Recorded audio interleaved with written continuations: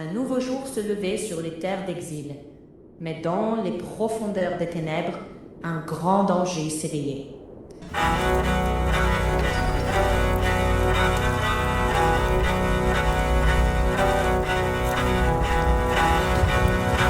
Le Smoker s'était réveillé.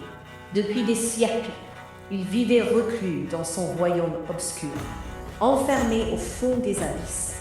Ce jour-là, des pillards de reliques, attirés par des trésors oubliés, osèrent pénétrer dans son domaine.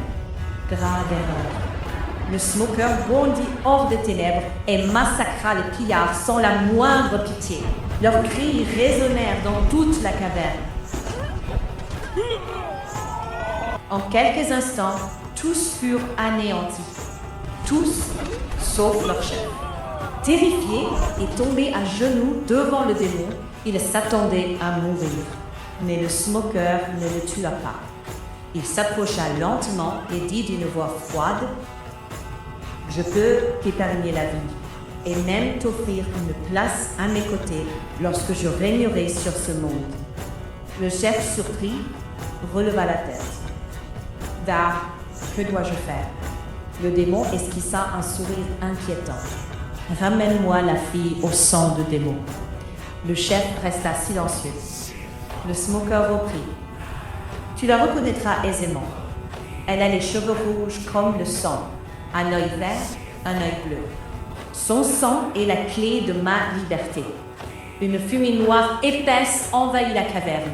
Grâce à son sang démoniaque, je libérerai mon armée et j'ouvrirai le portail qui me permettra de quitter ces ténèbres.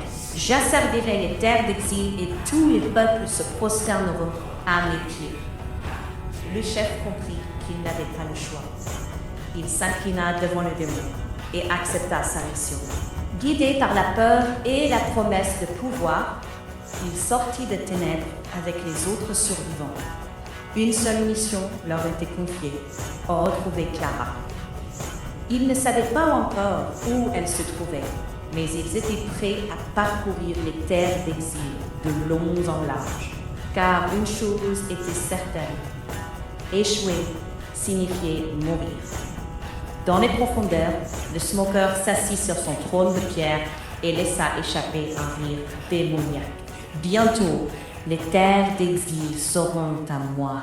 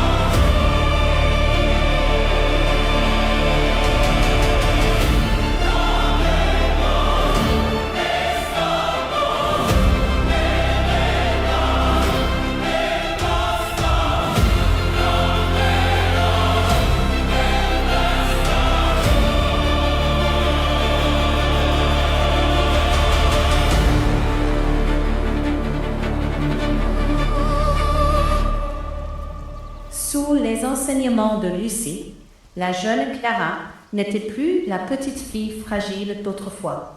Chaque matin, avant même que le soleil ne perce les montagnes, elle s'entraînait sans relâche.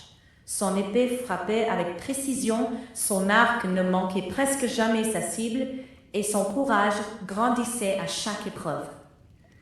Russie ne lui faisait aucun cadeau. Un jour, tu devras survivre seule, répétait-elle. La force ne suffit pas. Il faut aussi apprendre à garder son cœur. Clara hochait simplement la tête avant de reprendre son entraînement. Un matin, alors que Lucie était partie chasser dans les montagnes, Clara décida d'explorer les environs du manoir. Elle traversa des collines couvertes d'herbes sauvages avant d'arriver à la lisière d'une vieille forêt. Le silence y était étrange, comme si cet endroit avait été oublié par le temps. En avançant entre les arbres, elle aperçut les restes d'un vieux domaine. Des murs s'écroulaient, une forge réduite en ruine, des enclos envahis par les ronces et les traces noircies d'un gigantesque incendie. Elle s'arrêta. Une étrange émotion serra sa poitrine. Pourquoi ai-je l'impression de connaître cet endroit? Pourtant, elle était certaine de n'y avoir jamais mis les pieds. Elle poursuivit son exploration. Au fond de la cour, presque cachée par les herbes, une pierre dressée attira son regard. Une tombe. Clara s'approcha lentement. La pierre était recouverte de mousse, mais quelques mots étaient encore visibles. Ici repose Skadi, guerrière, amie fidèle, reine parmi les Valkyries. Clara resta immobile. Elle n'avait jamais entendu ce nom. Elle resta plusieurs minutes devant la tombe. Puis, elle ramassa quelques fleurs sauvages qu'elle déposa délicatement au pied de la stèle. Repose en paix, Skadi. Je ne sais pas qui tu étais, mais je te fais une promesse. Je deviendrai assez forte pour protéger ce que j'aime. À cet instant, une douce brise caressa son visage, comme une réponse silencieuse, comme si quelqu'un avait entendu et accepté ce serment. Sans le savoir, Clara venait de recevoir la bénédiction de Skadi, celle qui autrefois avait sacrifié sa vie pour protéger Lucie.